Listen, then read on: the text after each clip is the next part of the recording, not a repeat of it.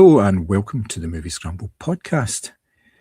You join us today on this rather okay-ish kind of day. It's not too bad outside. And as always, I am joined by a person who, do I think of her as having sentimental value? Quite possibly. But then again, I don't think I would want to cross her in any way because she has watched an awful lot of these Scandinavian dramas, and retribution sometimes in these things can come in many forms. So you have to really be careful about what you do. So, Mary, how the hell are you? I am really well, completely and utterly knackered from the film festival, but in a good way. I feel like I've engaged brain in a really, really nice way this week, and super excited to talk about this. Obviously, big Oscar contender, has broken all sorts of records for Scandinavian film in terms of nominations, and yeah, I'm really looking forward to chatting about it. Absolutely, brilliant. As I mentioned just in passing there, the film we are talking about today is Sentimental Value. This is a film from 2025, although it is currently in cinemas at the moment. As Mary said, it is in Oscar contention in a number of major categories, not just film not in the English language. It is directed by Joachim Trier, a very well-regarded Norwegian director. He has had a number of films. He's quite a prolific filmmaker, I would say, more than anything else. There is his Loose Oslo trilogy, which you can find all on Mubi. At the moment, they are fantastic films, and we have, did we talk about The Worst Woman in the World before? Just in passing, maybe. Have, yeah, we talked about it. So this is his new film. It stars Renate Rens. I keep getting her name. I looked up this morning. Rensve. Yeah. Renate Rensve, Stellan Skarsgård, Ella Fanning, and Inga Ibsdottir Lilias as well. It is more a family drama than anything else.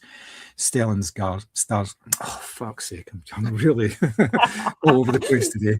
Yeah, that's okay.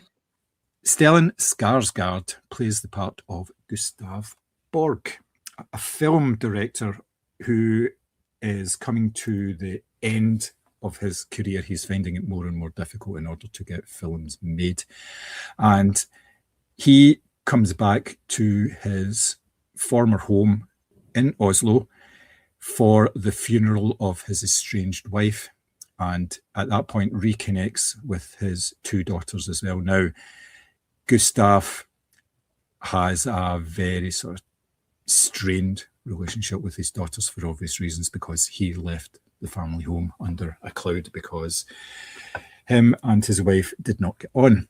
Now, his children, who are Nora and Agnes, are rounded adults, but mostly because of the influence of their mother rather than anybody else. And the way that he comes back into their lives, and with a proposition for Nora, who is a stage and television actor, of doing a film which is based on the life of Gustav's mother and the fact that she killed herself in their family home when he was only 7 years old. And this puts Nora into a bit of a quandary because she can't work with her father. She's got no time for him. She doesn't respect him. And it causes all sorts of friction from there. Now, that's just a basic starter for 10 introduction. There is a lot that goes on in this film, more than... Well, put it this way, if I started talking about what going on in the film, I would be here for the best part of 2 hours, and it would probably spoil everything as well. And this is a film that I think we would encourage people to actually sit down and watch as well. Yeah. So, given the fact that you have watched Joachim Trier films in the past, what were your expectations for this one? Super high, obviously. I mean, the sort of unofficial trilogy is an excellent place to start with his work. In particular, The Worst Person in the World just completely cut me to my core as a woman in her 30s who doesn't know what she wants to do with her life. Like, it just really struck me as to how good he is at capturing what feels like interior monologue, but is played out obviously on screen. So, and with the cast, the way that it was, obviously Stellan Skarsgård is an icon of Scandinavian cinema, because obviously he speaks Norwegian in this film. He can act in any language basically that he wants to, and obviously Trier's continuing his partnership with Renate Reinsve as well. I was intrigued by the addition of Elle Fanning, because obviously his films are not usually in the English language, so it was interesting to see how this would go. And yeah, I just went into it just hoping I could sort of recapture some of those feelings that I felt, i.e. tears, from his previous works.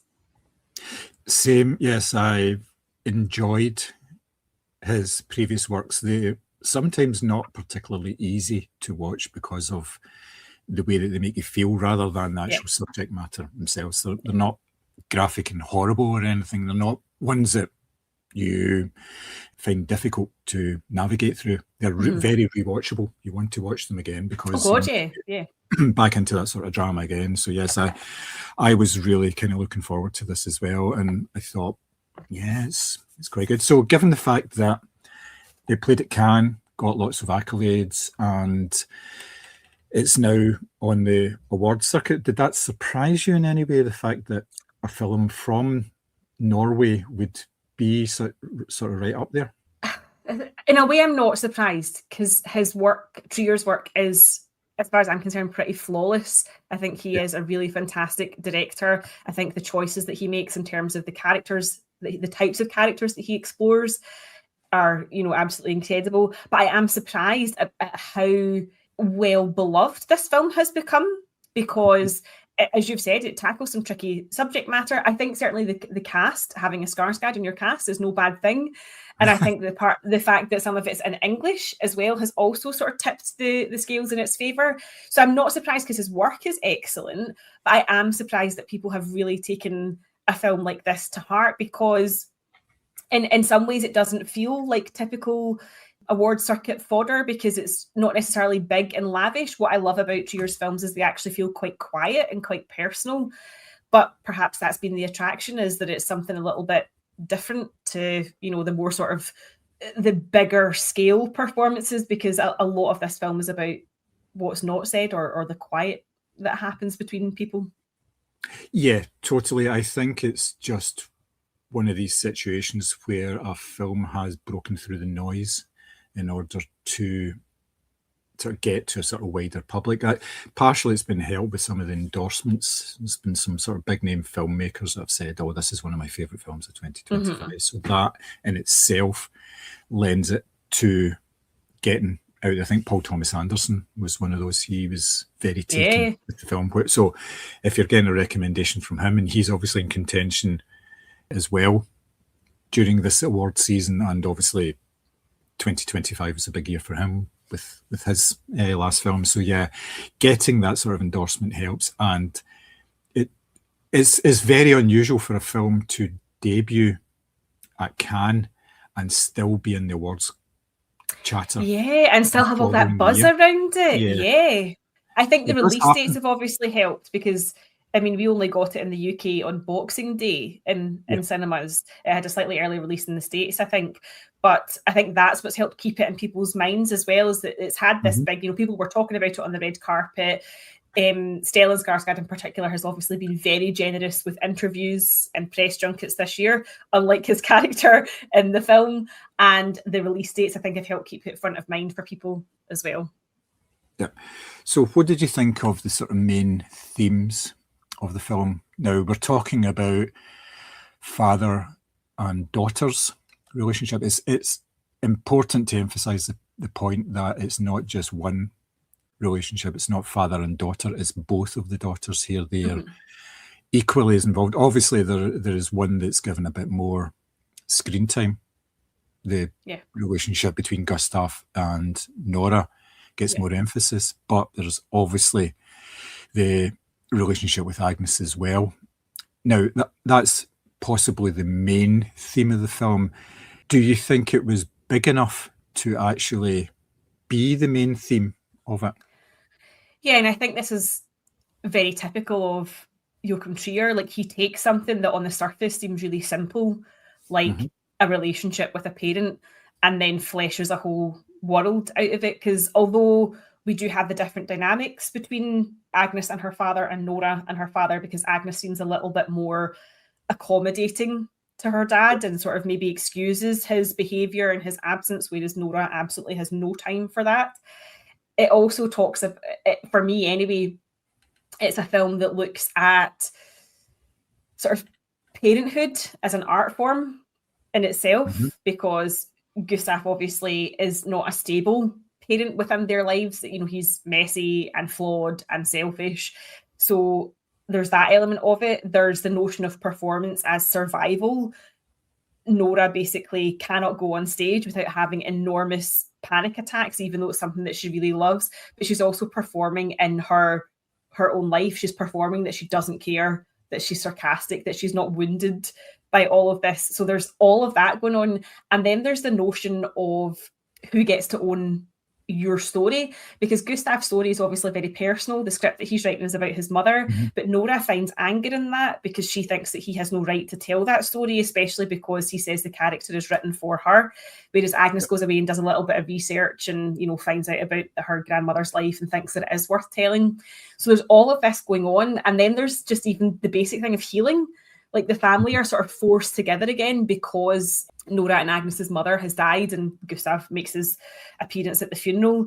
And it's how do you heal? And we see that right from the opening shot, because the house that the family have shared and that they've grown up in has a crack in the foundations. It's a pretty obvious, you know, visual signifier. Yes. But it's there, and it just lets you sort of like watch it sort of trail up I think it's a bedroom wall or something like that. So there's so much going on, and that's why I love his films, because yes, you could say this is a film about a father and daughter, but there's all of this other stuff going on under the surface, and it's just perfectly executed. It's not a film that has to sort of set its stall out and declare these are the themes we're going to talk about. He never does that. It's just it is in conversations, or it's in situations that Trier really explores how fucking difficult it is to be a human with feelings and how complicated it all is. Yeah, like you say, it looks simple on the surface, but when you actually read into it, and I think that's probably why it resonates with so many people, because being in a family is difficult at times. Yeah. It's not an easy thing to do, but it happens over a period of time. It's not something, you don't have these sort of sharp shock moments.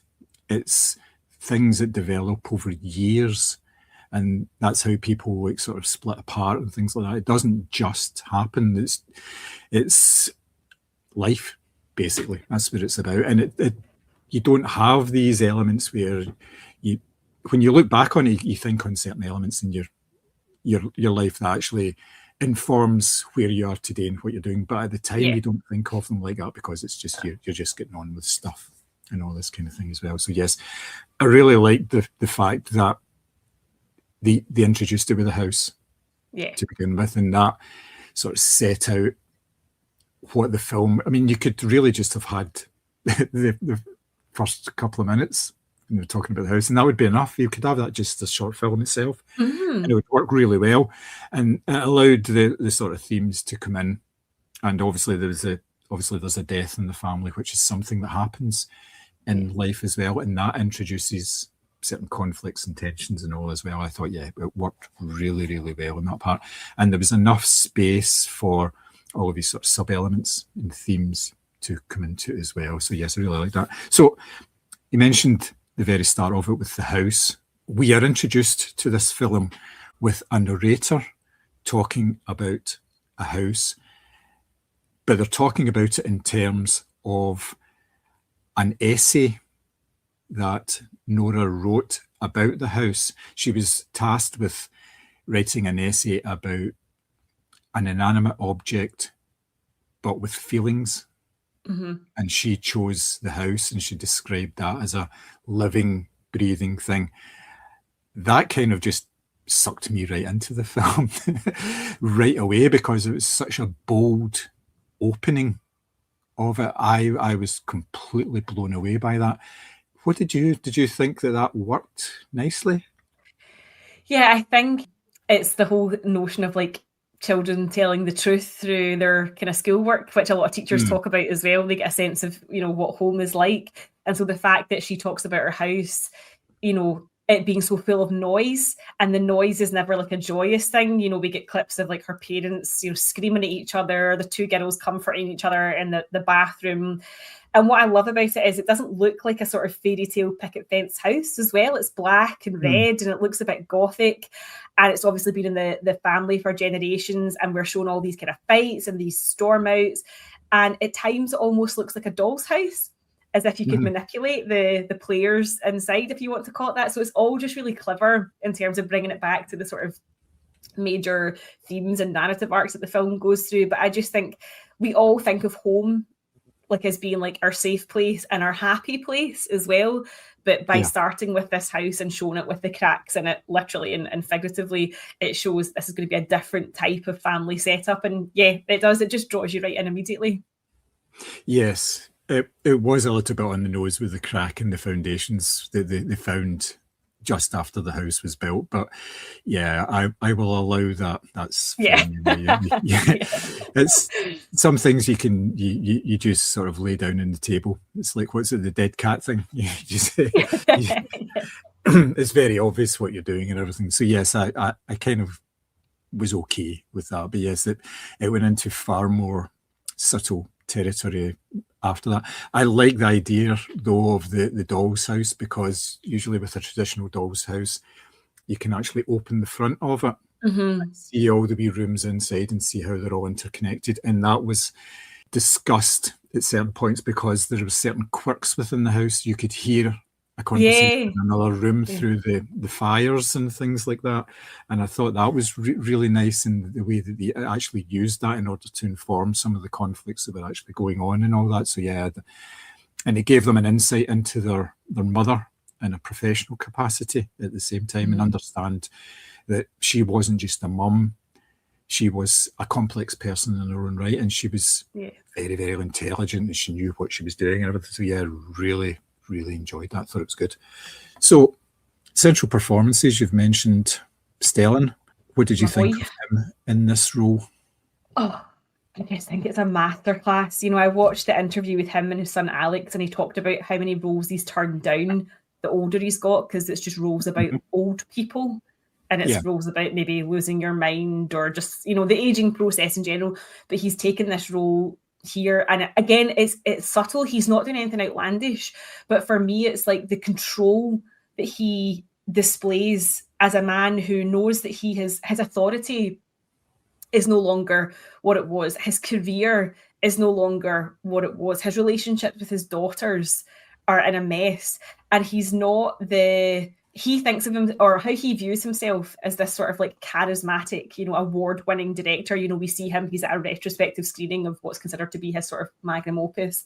But how he sees himself and how his children see him are two very different things. And he's able to play these contradictions really beautifully. Like his posture is slightly collapsed at points. There's a scene where he sits in his garden and he just gets drunk and he laughs, to himself at like what a mess is around him. And the way he talks to people as well, you can tell that he's used to being in charge, being a director, guiding a situation.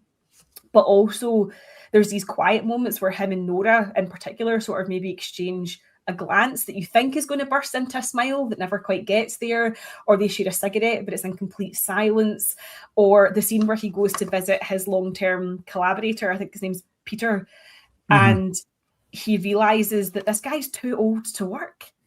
And it sort of dawns on him as well that his, that kind of bit like reckoning with his own mortality. And I know that the Oscar buzz around him has slightly died down because all the various awards around the Oscars have all gone to different people. But I would really love to see him win this, because I think it's a really brilliant performance. And what works for me in particular is how understated it is. And I think he's just, he is really, really fantastic in this film. And all his years of experience of acting on different sets and different types of productions, I think is really evident here as well. Yes, really enjoyed it. It's a masterclass in acting because of the way that he is able to, like you say, switch between sort of different. He's playing roles in this. trying to play the role of the grandfather, for instance. Yeah. And at the same time, he's trying to sort of reform bonds with his daughters. And he is still this director who has a certain amount of power. Well, it's obvious because of the Elle Fanning character, because she's in awe of him. When she sees the retrospective film, she's all in tears and everything, and she wants to work with him.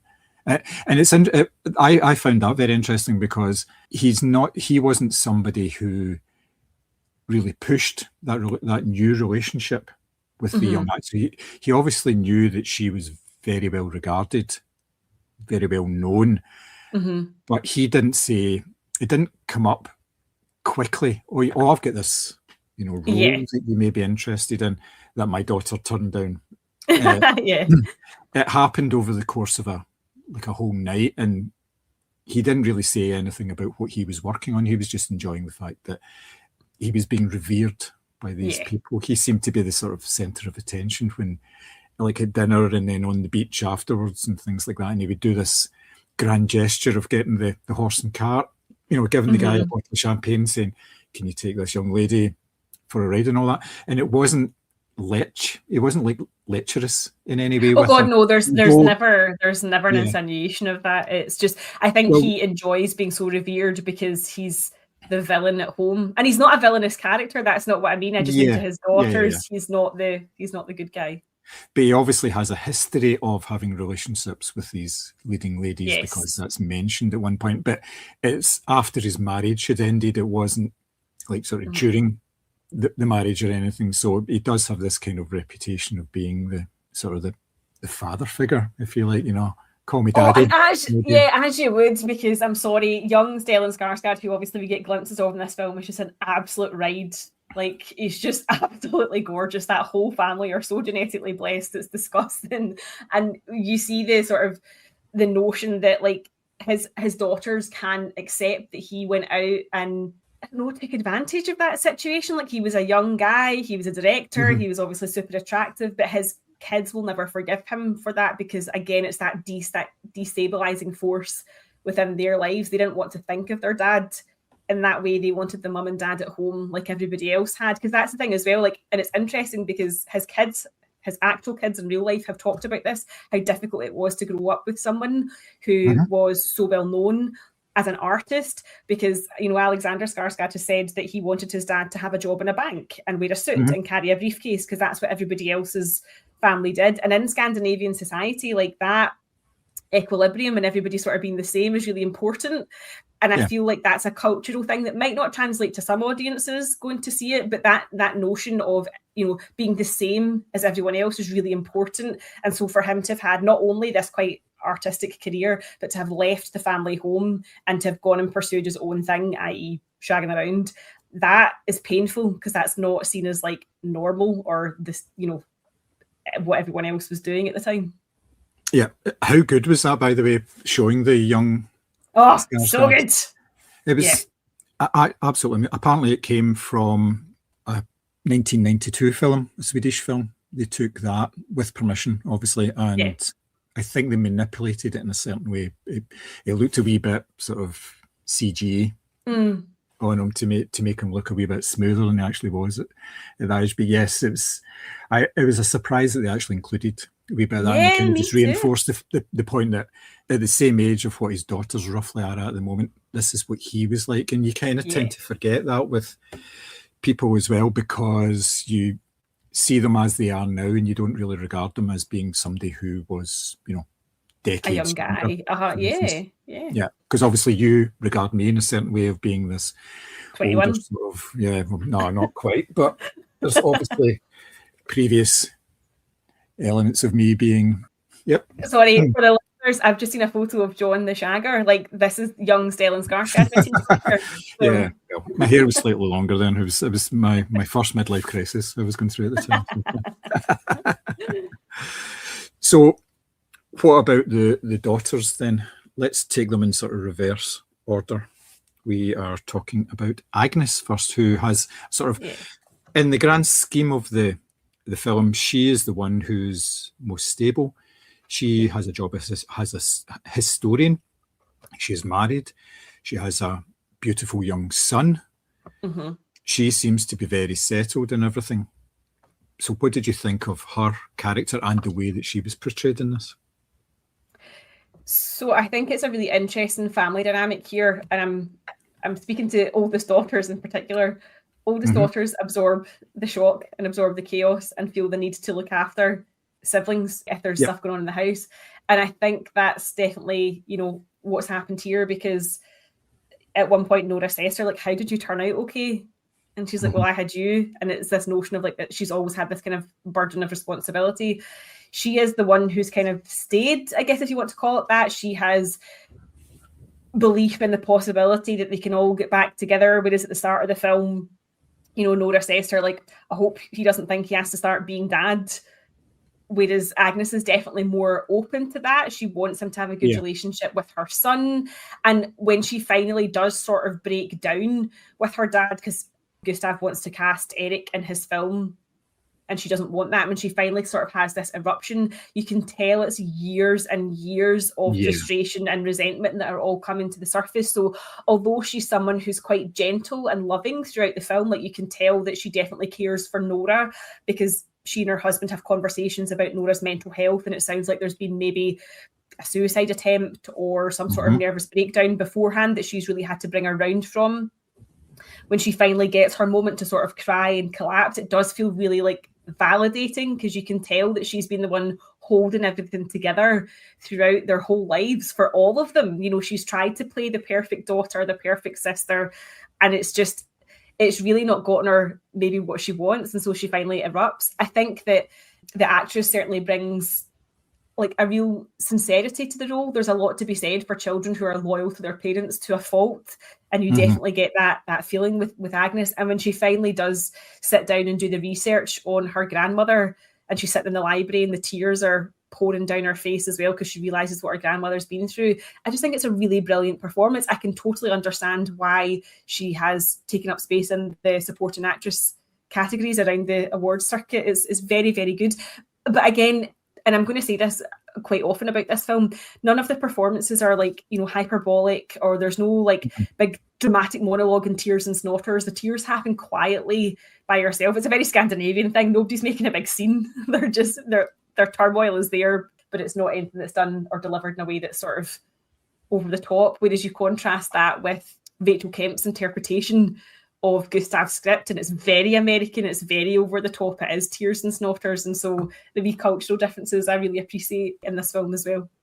Yeah, there's an awful lot of quiet weeping in this film, which was quite noticeable. Yeah, I thought she was excellent in this part, because she's very much relegated from the sort of the top 2-3 performances, so it is very much a supporting role. But yeah, I really liked it. I liked the way that they made sure that she had screen time in order to work out her own problems with her father. And it was interesting the way that Agnes was more open to what her father was doing. Initially, yeah, obviously there was problems when she rejected his suggestion of casting Eric, but it wasn't a suggestion. He'd already spoken to him about it, kind of trying to force her into a corner, which is a sort of very sort of Gustav thing to do. If he wants something, then he kind of goes for it. And that worked in the same way that when he wanted a cinematographer, he wanted his old friend as a cinematographer, because that's what he wants. But that's separate from this.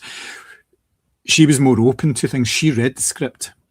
She was more invested, whereas Nora just said, no, I don't want to do it. I'm not going to do it. I can't work with you. She didn't even give the script the time of day initially, because she wasn't interested in what was going on. But Agnes was more into doing all sorts of things. She was trying to maintain that relationship with her father, despite his efforts at times to kind of derail it, thinking in terms of like the birthday party for Eric, where he turns up with the DVDs and it's the piano teacher in Irreversible.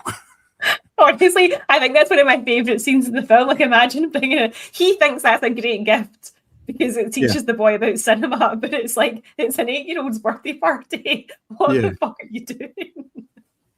So yeah, that was quite fun because of the reaction in the room Yeah. when he was actually handing the gift out and everything. So yeah, it was quite funny. But yes, I did like that Agnes got her moment. Yes, me as too. well. She was able to express her upbringing, and like you say, it was largely down to the fact that her big sister looked after her, and it wasn't grand gestures. It was combing her hair, making sure she got to school in time, just kind of being there for her if she needed somebody. Just this sort of sense of stability when all around her it was sort of chaos in the house, and they had the space where they could go together and they could just sit. And Nora would just put her arm around her. She wouldn't need to give her a sort of pep talk or anything and tell her everything's okay. She just puts her arm around her and that's enough. And that's kind of translated into the way that their relationship as adults kind of played out as well, because Agnes feels that she has to kind of pay back a certain amount because Nora is a bit of a mess. So therefore she is actually taking the role of almost like the older sister, the responsible one, the sane one, if you like. Yeah. Now, we have Nora as a character who we are introduced to on the opening night of her new play. And she has some of the most horrendous stage fright that I have seen on screen. It's actually really, really difficult to watch it because of the panic and the pain that she's in and some of the lengths that she tries to go to try and get over it. What did you think of that as an introduction to her character? Oh, absolutely fantastic. Like, I think Renata Reinsve is just a phenomenal actress. Everything that I've seen her in, she is brilliant. And this just continues that run. I think that panic attack felt so real and so terrifying. As you say, it's quite uncomfortable to watch because you are like, your breath starts to go the more that she panics as well. She's ripping her costume off. She's getting physical with fellow crew members. She tries to kiss, obviously, her romantic partner at the time. She is clearly an emotional wreck. She's lit in this sort of deep blue lighting. It's all very intense, but then you do get the impression she goes out and absolutely smashes the performance and that she is a really beloved theatrical actress as well. But that immediate panic felt so real. And I think as the film goes on, and you realise the type of upbringing that they've had in terms of the lack of stability, the screaming matches, they're having to sort of look after each other as siblings, that anxiety feels so genuine. It's probably something that she's dealing with day to day, not just when she's about to go on stage and really put herself out there, but it's something that she's living with, day in, day out. And as I've said, there's a hint that she's obviously had some sort of nervous breakdown in the past. And it is this notion of, the sins of the father sort of revisiting in this case, the daughters, this notion that trauma is cyclical or generational, and that hers is expressing itself through these extreme panic attacks, even though she's very capable at her job, obviously.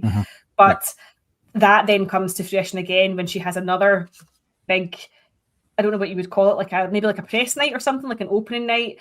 And again, it's just Agnes and her partner that are there for her. Dad doesn't show up, and you're like, this is where all of this stems from. So fantastic introduction to the character, because it totally embeds this notion of how destroyed these girls are because of this toxic upbringing.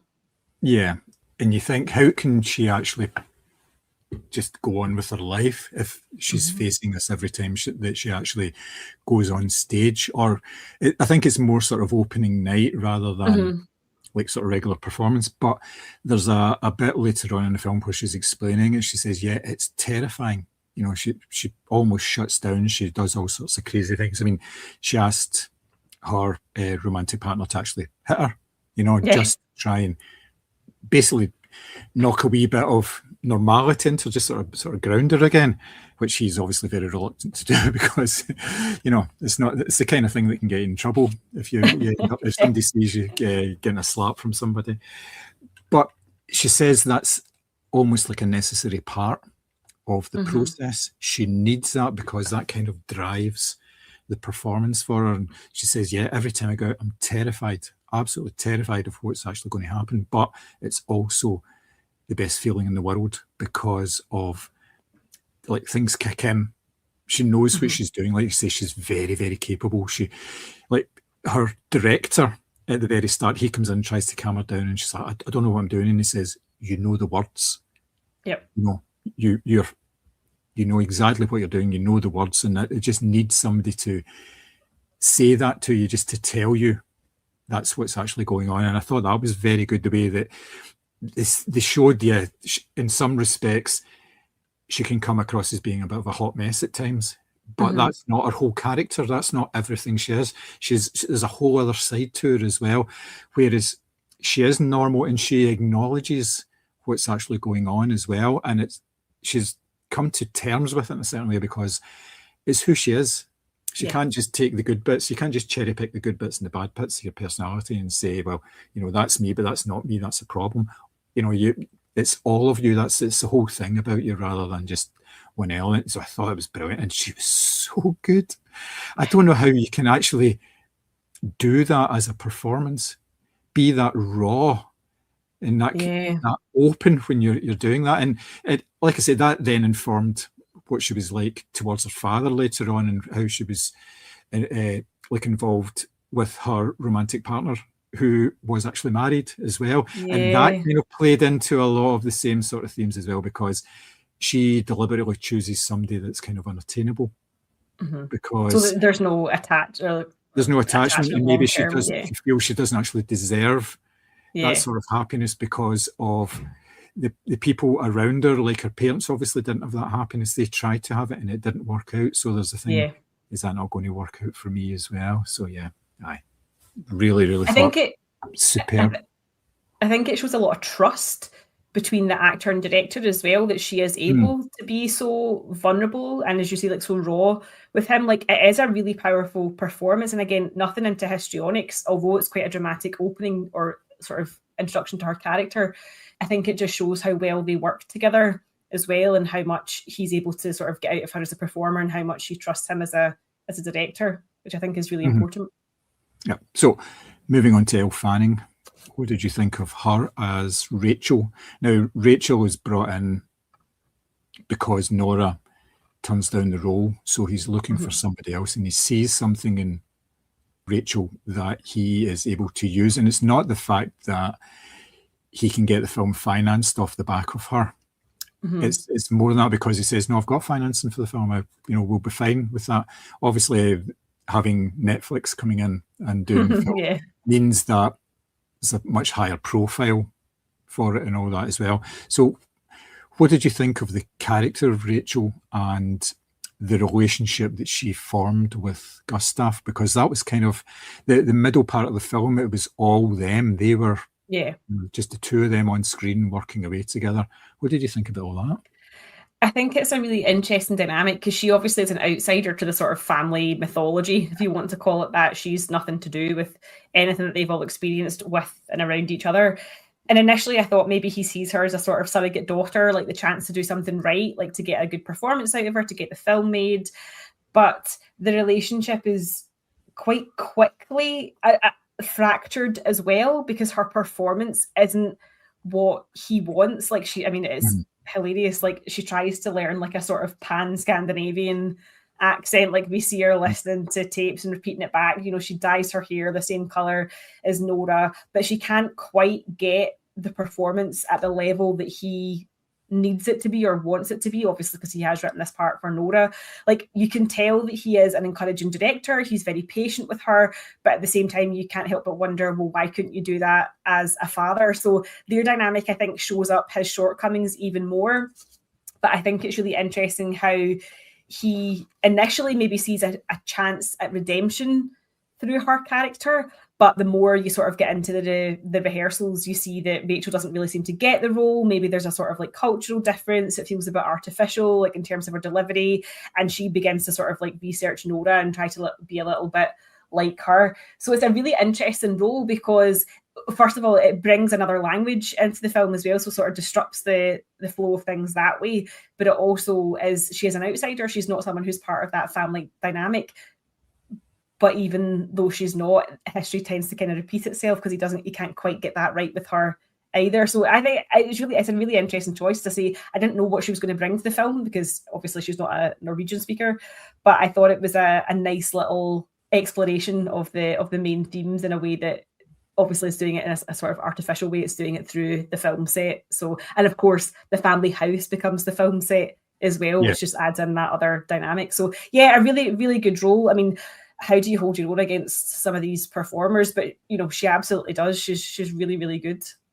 Oh, it definitely does. There's the scene in particular where they're rehearsing at the table, and she's given a speech to do, and she just like turns on this performance where she's crying and there's no real build up to it. She just, like, within the space of maybe about 2 sentences, there are tears welling up in her eyes. And yes, it is a bit more sort of histrionic than we actually see in the film. It's like you say, it's a lot quieter, the emotions in the film. This is a bit more full in your face, but the power of her able to do that. And obviously this is an actor playing a role, but she's also playing a role within the film as well. She's rehearsing this role. So it's a role within a role. Fortunately, it's not, she doesn't have to be a bad actor. Yeah. Then a role doesn't have to be like a bad performance. It has to be a good performance. It has to be completely spot on. And you can see the emotion in the room when she's actually doing this, because there's like another character sitting there. She doesn't say very much. She doesn't have to say very much. And it's just the way that comes across. And you think, that's absolutely superb. And it fits in with the fact that they are trying to forge this bond. It's a sort of a familial bond between the director and the actor. And it's not quite coming off. And he doesn't say very much at that point. You can kind of just get a wee sense of it. But you get it later on where she's doing what would be kindly regarded as the Swedish chef. Yeah. And when you see that and you're kind of thinking, oh my goodness, it's just not good. It doesn't work for anybody. And the other people sitting around are just kind of looking, going, what the actual fuck? This is not kind of what we signed up for here. Yeah. But yes, I thought she was excellent in the role. And like you say, it does add another dimension to it because there's English language elements to it. So they didn't try to have her speaking Norwegian or having learned Norwegian or anything like that. So I thought that was particularly well done, because she is very much an outsider. And she's alone as well. She's used to having this entourage around her at all times, which is at the film festival. There's maybe like 3 or 4 different people. There's like a publicist. One guy, I'm not quite sure what he does, but he was hanging about anyway. He was there. They're kind of just distractions for her at times. And you see that when the first time that they go to the house in order to have a wander around, he says to the sort of hangers-on, oh, there's a coffee shop. Yeah. Yes, he immediately sends them away. Yeah, cuts them off so that he can spend time with her in order to, it's partly to explain everything in terms of like say, using the house and all that, but it's also to start forming this connection that is intrinsic to this actual story itself. And the way that he did all that, he walks her through, and they do it again later on, actually, for real. He walks her through all the rooms, and this is going to happen here, and then the camera's going to be on you, and it's going to look at you from the side while you're looking at the door, watching your child go away and making sure your child's going away. And then you come in here, and this is the the room that's going to happen, and you're actually sitting on the chair that my mother used in order to kill herself and all that. And it's just, and then it turns out it's just a chair from IKEA. So yeah. He's using his imagination and he's using his influence in order to sell this. She's on board, but he's trying to get her totally committed to this role and like totally absorbing everything that's going on around her. And I really, really enjoyed that. I thought that was sort of phenomenal, because you can see her sort of following about, and it's kind of this sort of wee puppy dog, following the big dog around. And it is almost like a father-daughter relationship here, which is the main element of most of the themes here. It's like an artificial father-daughter, whereas there's the one with the 2 as well. So how do you think the director influenced and manipulated the viewer in this one, in terms of bringing it to screen and the shots that he used? Oh, so I think that's a really interesting question, because I think there's a couple of scenes in this film in particular that mislead you quite strongly. So there's the scene after the birthday party that goes wrong, basically, because the dad gives the wrong presents and they have another bit of a set to, and then we go straight to what looks like Nora having a complete and utter breakdown on her bed. But it's actually a rehearsal for a play that she's in. And it was like, I remember when the camera sort of slowly pans out and you see that she's on a stage and there's people around her. I was like, you dirty dog. I totally thought she was weeping like in a genuine way. It just totally got me. And I was like, that's that. But I think there's layers of artifice throughout this film. And as I've said, the home becomes a set. Their whole life is a performance because they're artistic people. This notion that maybe what you're seeing is not genuine emotion because it's somebody who's an actor or somebody who's a director. And that in particular, that scene is the one that springs to mind immediately because it just feels so misleading in a way that feels almost cruel to the viewer because you think you're witnessing Nora really going through something in life and it's not. Obviously she's in a play. But I think and it's quite unusual for Trier to do that. His films are usually quite straight. So I think that definitely leans into, as I say, this notion that everyone's playing a part throughout this film as well. So yeah, nasty, nasty trick. It was pretty good, actually. I like the way that it just kind of cuts. It's quite severe cuts at times. It just moves from one to another and there's no real transition. It's like going into a scene and you're almost in the middle of the scene. There's no preamble. It just kind of happens that way, especially where Gustav is, like you say, at one point he is out in the garden and he's drinking and he's like sticking the middle finger up to either the house or the world in general. I think it's the house that he's doing it towards because that he's like, this is what you've made me, I feel like he associates the house almost like that's the curse and not taking any responsibility for his own behaviors. It's like, it's the house, it's the literal crack in the foundation, and that must be why my mother did it. It must be why my own relationship's broken down. There's no real accountability for it. But and as I said, but he's not like a villain either. No. He's just No, there are no villains in this film. There are just people with problems.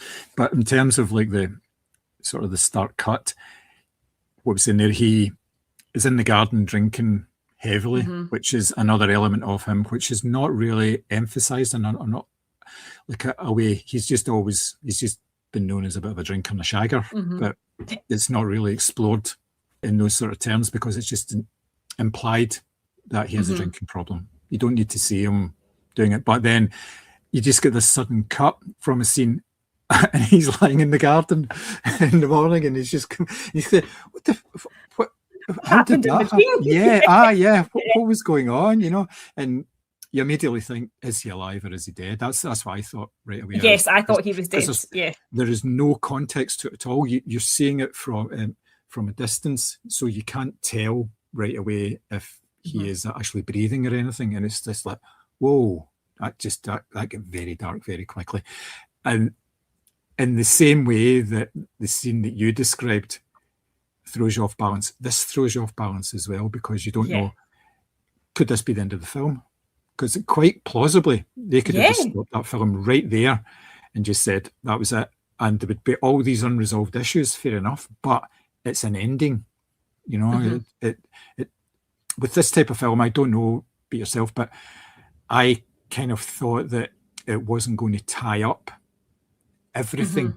It's not that type of, and it doesn't do that to a certain extent. There are still an awful lot of issues there, and that's kind of like real life itself, because these things don't get tied up in a neat wee bow and then everybody just gets on and there's still 30 years, 35 years of history going on between father and daughter there, so that's not going to be resolved just by a couple of quick conversations. So yes, there was places where I thought it could have ended in that way. So yeah, I was impressed, but like you say, it's unusual for him, and I think he was doing it for dramatic effect to add extra elements, I think, more than anything else. I think so. I'm not 100% sure. So talk to me a bit about the cinematography. What about the sound or the lack thereof in a lot of it, and the score as well. Yeah, so again, I think what I appreciate about his films is the quietness, is the stillness. Like there's times throughout it where you have this sort of lullaby-like piano score, very gentle, that's going through it. And again, that sort of fits into this notion of like family. Other times it feels more like kind of pop music, a little bit more sort of jazzy. But it's not a film that needs a lot of score. Like you don't need needle drops, you don't need stuff signposted, because the acting is what's carrying you through this. So again, quite simplistic. In terms of actual sound itself, we have a lot of like people walking along corridors, the noise of a film set, the noise in the cafe scene in particular. What I really like about that scene is that the cafe sounds are layered in the background, and you can hear like coffees being made and people chatting, and yet those two characters still feel so isolated despite the fact that they're surrounded by people. So I think it's used really sparingly in terms, like you're never overwhelmed by sound in any of Trier's films, but I think it's not a film that needs us to see a lot of like needle drops or, you know, a song about fathers and daughters not getting on. It doesn't need any of that stuff, because it's everything you need is on screen, and it's in the performances. Yeah, it starts off with a Terry Colliery song called Dancing Girl, which I recognised the artist, but I didn't know the song.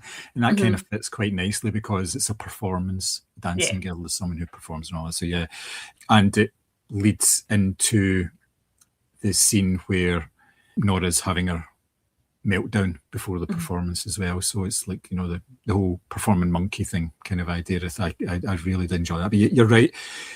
Music and the soundscape are very much in the background here, and it gives more emphasis on the actual spoken word and what they're trying to get across. And it is, like you said, you were kind of spot on when you said, yes, it's isolation. It's isolating them from everything that's going on around them, because it's a personal sort of family drama thing and all that. Now, obviously, there's an emphasis on the dialogue and everything. What did you think about the screenplay itself? Do you think it was... Obviously, it was front and centre. So do you think it really worked in that way? Do you think it was well done? Yeah. I mean, I love a wordy drama. As you know, I love people talking in rooms. I love story that is very character driven. And I think that's what you get with Trier, and certainly with these actors as well. The scene in the cafe in particular, I think is, you know, the tension is so palpable. And what I love about a lot of his characters is that what they're saying and what they're meaning are usually two different things. So Nora's dialogue is, you know, full of anger and full of sarcasm and full of resentment. And the back and forth between them is quite sharp. You know, he's talking about just leave your TV show that you're doing. And she's like, well, actually, I finished it. And if you knew anything about me, you would know. Like, and it's all these barbs that are being exchanged back and forth, so that even when there is a little bit of like humor, and it's obviously not intended as humor, but even when there is a little bit of humor, like he buys those ridiculous DVDs for the birthday party, you just know that you're sort of holding your breath waiting for something else to happen. And sure enough, it does, because they get into debate over what artists need. He says that, you know, basically the worst thing in the world is to be a female actress, because everyone's telling you what to do and you've got no power over your career. And her response is, you know, well, basically, what are you just telling us not to have kids? Is that right, Dad? And even the way she says Dad is like, it ends on the hard like sound, and it's just really, it's quite shocking. And I think that the dialogue is perfect. You know, he says, that's ridiculous, you're the best thing that ever happened to me. And she was like, well, if we were the best thing that ever happened, why weren't you there? And I think there's so much power in the dialogue, and it doesn't have to be like, you know, a ranting and raving and screaming insults at each other. It's 9 times out of 10 they're just stating, and this is what I love about these characters, is they're so contradictory. He says what he thinks happened and his interpretation of his role in things, where he's this sort of like, you know, happy-go-lucky charismatic director guy, and the two girls tell him exactly how it really is. So the dialogue is so important here, because it's wrapped up in memory, it's wrapped up in anger, it's wrapped up in interpretation of yourself. And I think that the smart thing has been to let it breathe and to let that quite literally do all the talking. And yeah, perfect. Yes, no, you're totally right, because when they confront him about what he's actually done and how he's not been there in the past and all that, and he says, you know, oh, everybody's picking on Dad. now, Yes. as if he's trying to make light of it, and it's just making it worse every single time. He doesn't improve the situation by anything that he says, and it's incredible the way that he can be so deaf. I think it's it's on purpose. He's kind of deaf because he wants to sort of keep on cultivating this image, which is long past. It's been years and years. He is an old man here. He is not this happy-go-lucky director, this star of international cinema anymore. He is and you can tell that because he is only well regarded for something that he did 20 years ago. Yeah. That's what people want to watch. And they do say, oh, have you got something new? But if the way that question was actually put to him by the interviewer, it's like, well, I'm going to have to ask this anyway because you're still alive, are you still working on something else? And he kind of sort of sidesteps it, even though he's got something that he's working on. You could quite easily say, yeah, well, I've got this new project, it's going to be set, give him a sort of brief idea without going into, because obviously filmmakers are reticent to talk about things that they're working on, because then the next series of questions that they get asked, maybe not by that interviewer, but the next person is, so how are you going on with this? And they don't want that kind of pressure in order to do it. So yeah, I liked the way that he tried to sidestep issues and was evasive, tried to use his charm and his personality in order to get away from it. Absolutely. And that maybe worked 20 odd years ago, but it wasn't working obviously now. I do really love the interview. I think I can't remember which of the late night talk show hosts it is in America, but Stellan Skarsgård actually said on it, like his own son, Gustav, said to him, and do you see yourself in this role? And he was like, no, like really mock hurt by the question. But I love the fact that his own kids are really taking the piss out of him for this particular role. Yeah. Oh, it's cracking. It's really good.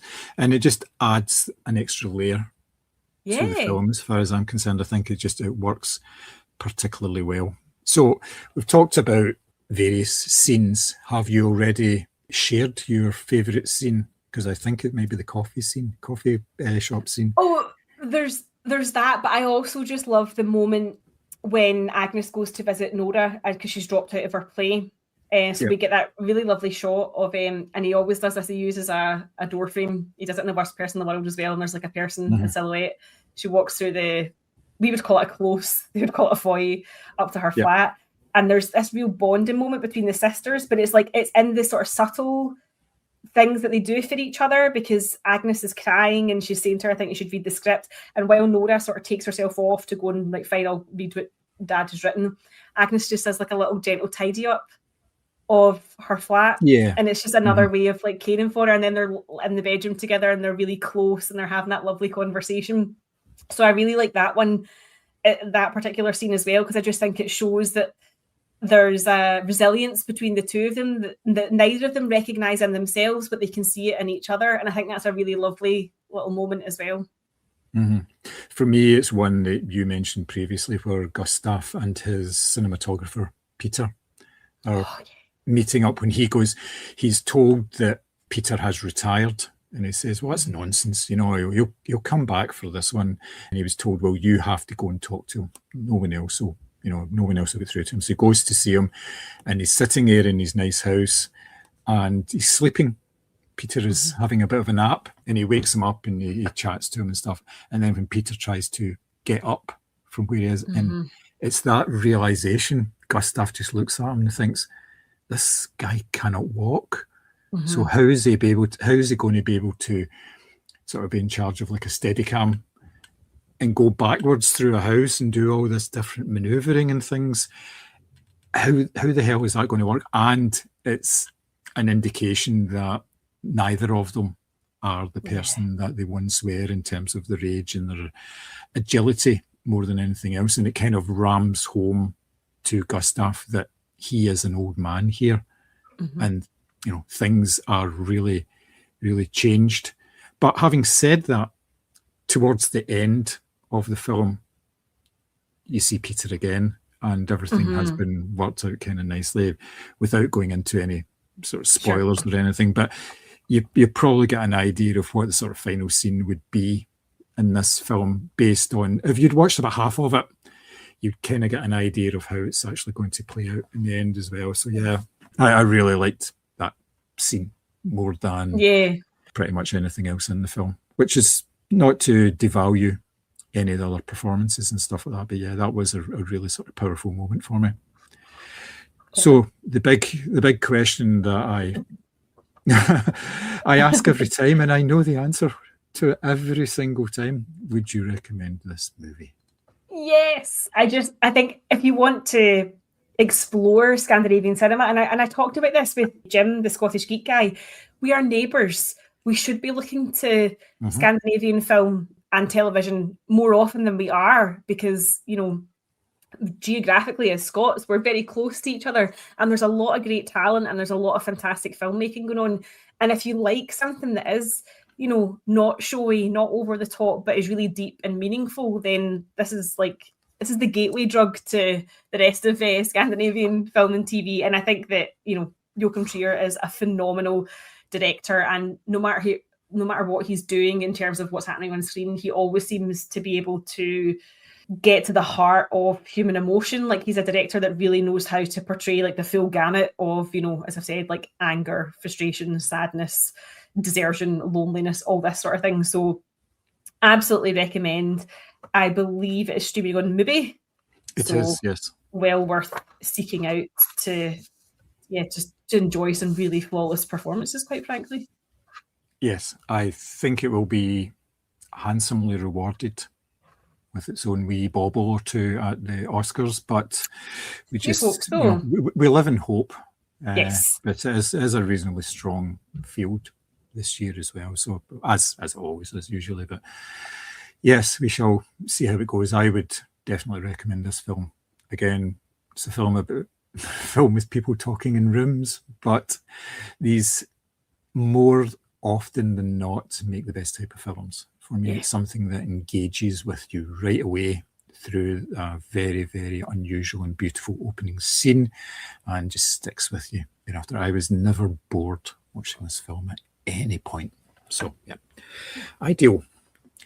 So, to go along with our review of Sentimental Value, we thought we would take a look at films where you have father and child relationships. Now, it's a reasonably big field to choose from, and we managed not to overlap in any way. I know, which is quite good. To give you a wee peek behind the curtain, we discuss ahead of the pod what the theme is going to be for our top three, and then we choose our top three films. And basically, whoever gets in first gets their choices, and if the second place person doesn't get them, which is fine, which is absolutely fine. There's no problem with that, and there's sometimes a wee bit of change and a wee bit of give and take as well. But there's never any arguments over it, because Mary's right and I'm always wrong. So I knew there was something sarcastic coming. Sorry about that. So let's dive into our top threes. We will start with you, Mary. What is your first pick? This is a film that it was a childhood classic to me, and I rewatched it before my own wedding, because I love this film so much. I'm talking about the 1991 film Father of the Bride, specifically the character of George Banks, played by Steve Martin. He is a dad in emotional free fall. His daughter Annie is getting married. He doesn't like his potential son-in-law. He can't believe that his little girl is moving into adulthood. Like, there's lots of flashbacks of them playing like basketball in the garden together. And of course, the actual wedding itself just becomes something that he completely despises, thanks to Martin Short's wedding planner, who's just the funniest character I've ever seen on screen. But what I love about this portrayal of fatherhood is it feels really genuine. You know, lots of dads struggle with the notion of sort of, and I hate saying this, but sort of like giving their little girl away. It's, you know, they get to walk them down the aisle, all that sort of thing. And it's that kind of ache of parenthood where you want your child to do well. You want them to go on and be happy and find someone they love and have a good job.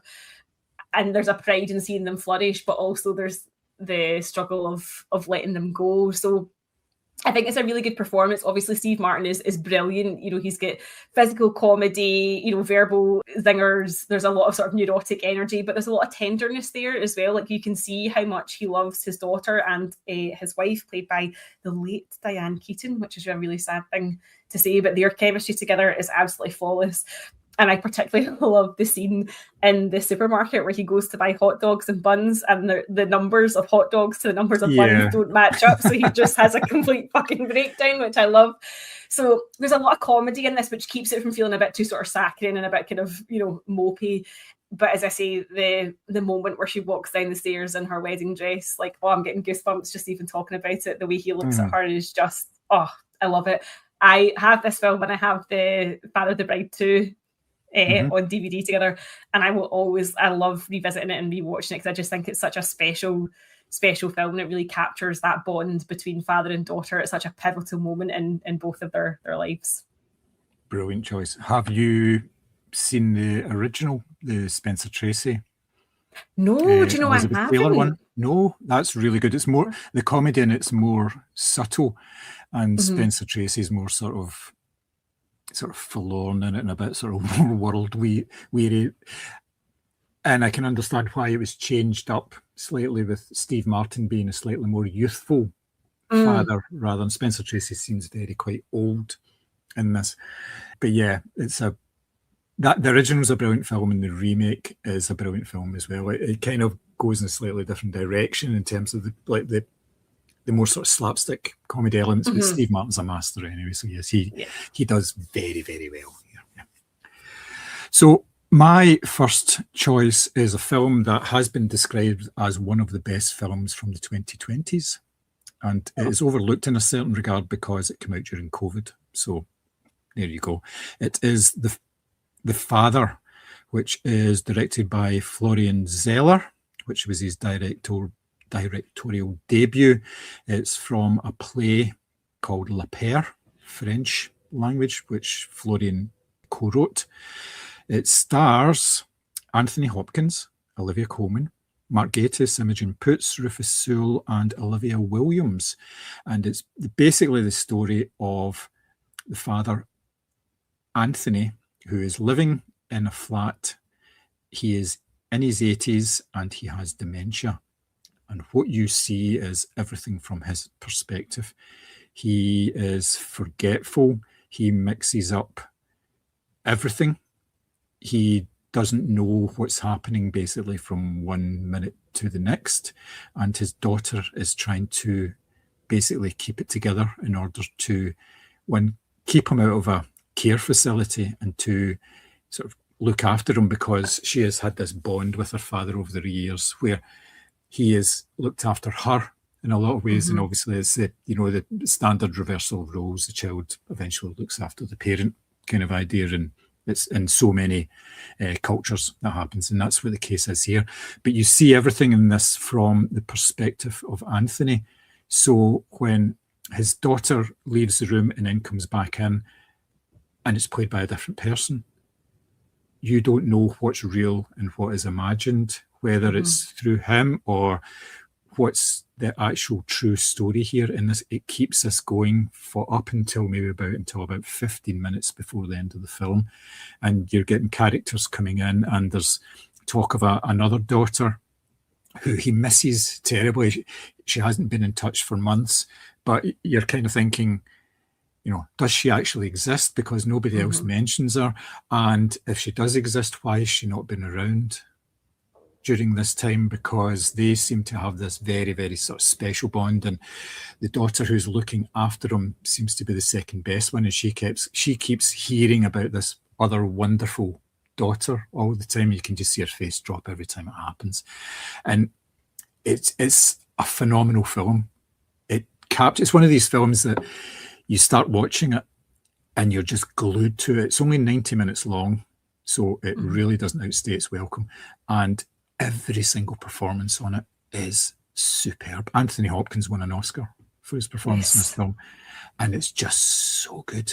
I watched it 2 nights ago, and I've occasionally I post on Blue Sky like what I've been watching, sort of now watching, and I put that up, and Gavin Mann replied back, and he was saying, yeah, it did get a bit teary towards the end. And I was like, yeah, well, it was kind of dusty where I was, and I think something got in my eye, but but it yeah, it's one of absolutely these films. broke me as a Yeah. person. Like, it's one of those films where, one, I didn't know it was going to be from his perspective when I went in, so it is quite confusing at first, but it put me in mind in a way of like Amour, the film that I've talked about that before. That just kind of like a film that just absolutely like leaves you in a ball of your own tears afterwards, like in the fetal position on the couch, just thinking you're never going to recover from the emotional experience of watching it. But you're right, it because of the timing of it getting released, it would have done much more had we all been going to the cinema.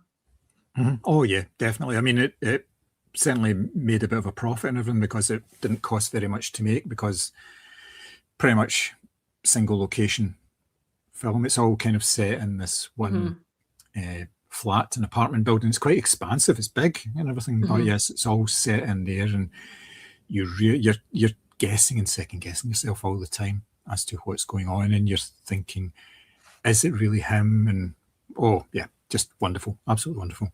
So your second choice? For my second choice, we're going to go back to 1948 in Italy for Ladri di Biciclette, also known as The Bicycle Thief. And I'm going to look at Lamberto Maggiorani's performance as Antonio, who is a father who is basically defined by circumstance. His bike is stolen, and that is the premise of the film. Without it, he can't work, etc. So we get the sort of frantic search for his bicycle and this portrait of what it's like to be a working man in post-World War II Italy at the time. The relationship that he has with his young son, Bruno, played by Enzo Staiola, obviously is at the core of this film as well. I think it's just one of these films that will completely blow you away whenever you watch it, even if you've seen it a million times. Maggiorani was not a professional actor, which obviously was a kind of hallmark of the neorealist stage of Italian cinema. And the emotional power that he brings to this role is unbelievable. Like, again, if you can get through this film without crying, fair play to you, because I can't. He's not the best dad, because he breaks down at his son. He loses his temper. You know, he's not flawless, but his love and his determination to provide for him is constant throughout as well. I think it's just, as I say, a really good performance. His facial expressions and the way he carries his body, it's just this weariness that's not just about getting the bike back. It's about everything the country has been through. You know, it's post-war, as I've said. His body language is just really defeatist. He's hesitant. He's in despair. But as I say, the bond that he has with the son, the chemistry between the two actors is really brilliant. It feels really authentic. As I've said, they're not professional actors, so there is a real credibility there. And I just think it ups the emotional stakes in the film as well. It's not just that he needs to find this bike so he can get back to work. It's that he needs to do this for his son as well. So it's one of my favourite films of all time. So I couldn't not mention it within, you know, as I say, On-Screen Fathers. But as I say, it's a film that there's certainly dust around in my house whenever I'm watching it as well.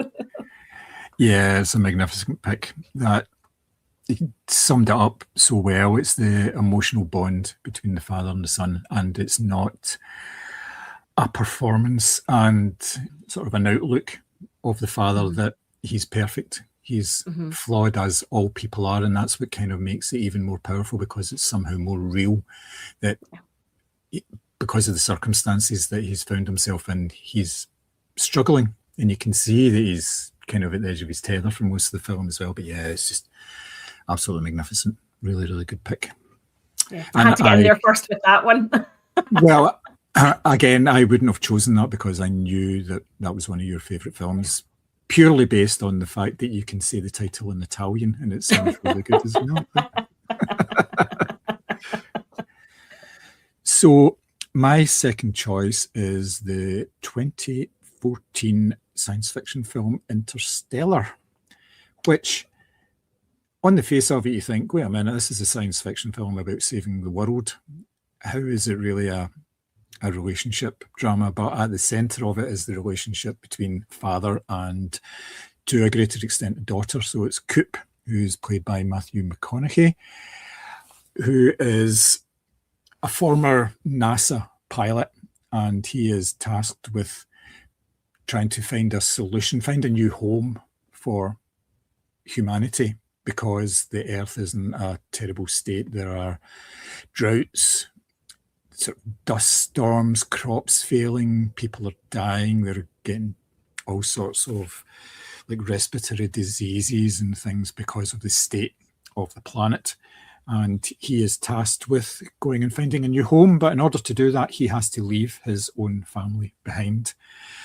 His daughter Murph, he is especially close to. He's close to his son as well, played by Timothy Chalamet earlier on in this film, which I'd forgotten. And he's forced to leave his daughter, and his daughter does not forgive him for this because he will be gone for such a long time.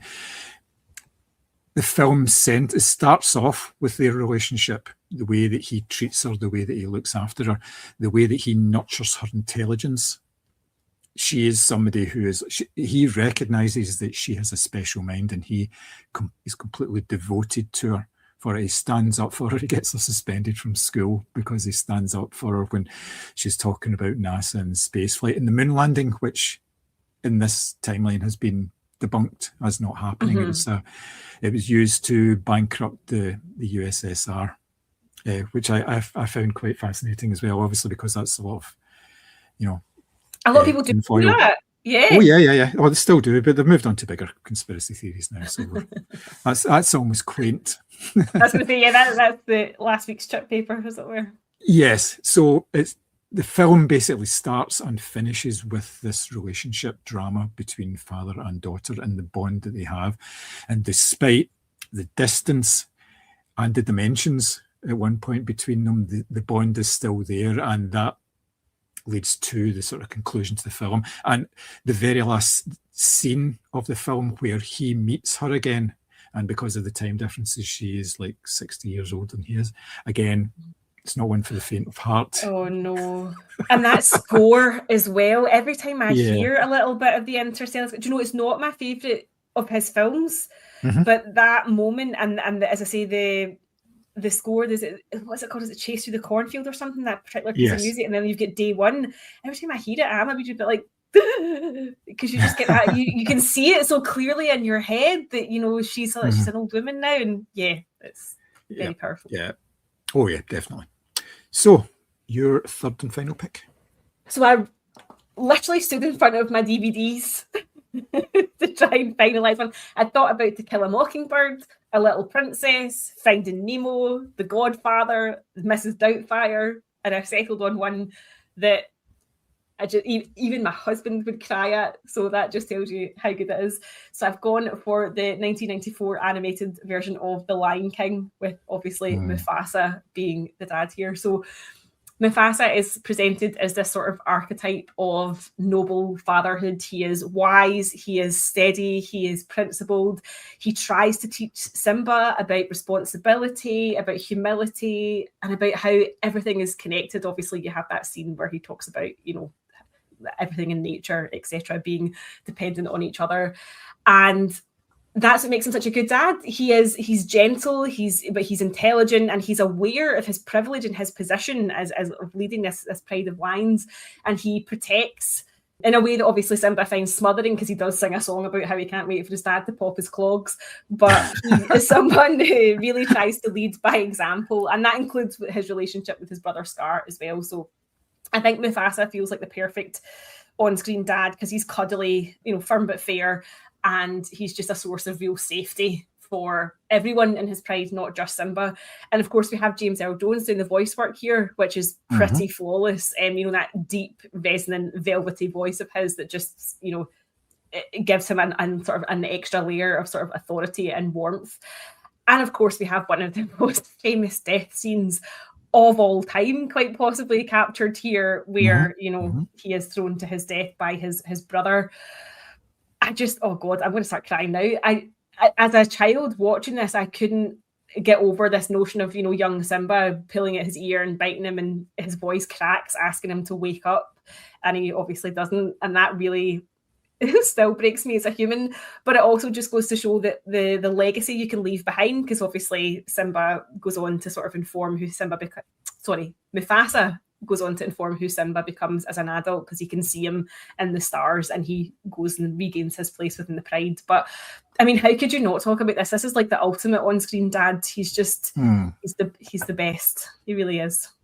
Oh yeah, absolutely. I think I've mentioned it before, that the quote that when a person dies, a library burns down, and it's sort of no more evident than in this film, because of he's a king, he's a father, all this kind of thing as well. So yeah, it works really well, and it was obviously very, very popular because of that. It's spawned sequels and remakes and a prequel as well now. Yeah, and live action things as well. Of course, yeah. The theatre production, which I saw when my kids were quite wee, and it's absolutely fantastic. And that's still, on stage. It's somewhere in the world. It's it's just never ending.